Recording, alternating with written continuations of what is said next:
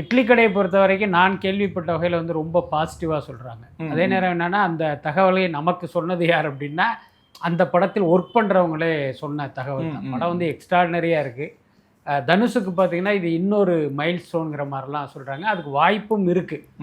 அதே நேரம் நான் ஏற்கனவே சொன்ன மாதிரி அதில் ஒர்க் பண்ணுறவங்களுடைய ஃபீட்பேக்காக இருக்கிறதுனால அது அப்படியே முழுமையாகவும் நம்மளால் எடுத்துக்க முடியாது. பொதுவாக இண்டஸ்ட்ரியில் எப்படின்னா, ஒரு படத்தில் ஒர்க் பண்ணுறவங்க சொல்கிற தகவல்களில் உண்மை இருந்தாலும் கொஞ்சம் மிகைப்படுத்தலும் அதுக்குள்ளார இருக்கும். அதனால் இப்போ நம்மளுடைய அறிவை கொண்டு அந்த மிகைப்படுத்தலாம் கொஞ்சம் ஃபில்டர் பண்ணிட்டு பார்த்தாலும் கூட பார்த்தீங்கன்னா படம் வந்து ஒரு பெட்டரான, எல்லாராலும் ஒரு வரவேற்கப்படுகிற ஒரு படமாக இருக்கும் அப்படின்னு தான் நான் நம்புகிறேன். இன்னொன்று பார்த்தீங்கன்னா, இன்னைக்கு தனுஷ் வந்து ஒரு மிகப்பெரிய உயரத்தில் இருக்கிற ஒரு நடிகர். அவர் நினைச்சா இப்ப அவருடைய கதாபாத்திரத்தையே படத்தினுடைய தலைப்பா வச்சு, இப்ப குபேரா மாதிரி சொல்றேன், ஏதோ ஒரு கதாபாத்திரத்தின் டைட்டில் ரோலை வச்சு கூட அவர் நடிக்க முடியும். அது வந்து அவருக்கு இமேஜுக்கு ஒரு பெரிய பில்டப்பாகவும் இருக்கு. ஆனா ஒரு இட்லி கடை அப்படின்னு தன்னுடைய படத்துக்கு தலைப்பு வைக்கிறார் அப்படின்னா அது நிச்சயமாக ஒரு ஸ்டோரி பேஸ்டு படமாக தானே அது இருக்க முடியும். ஸோ அந்த அடிப்படையில் அது நிச்சயமாக மக்களால் கொண்டாடப்படுகிற படமாக இருக்க வாய்ப்பு இருக்கு.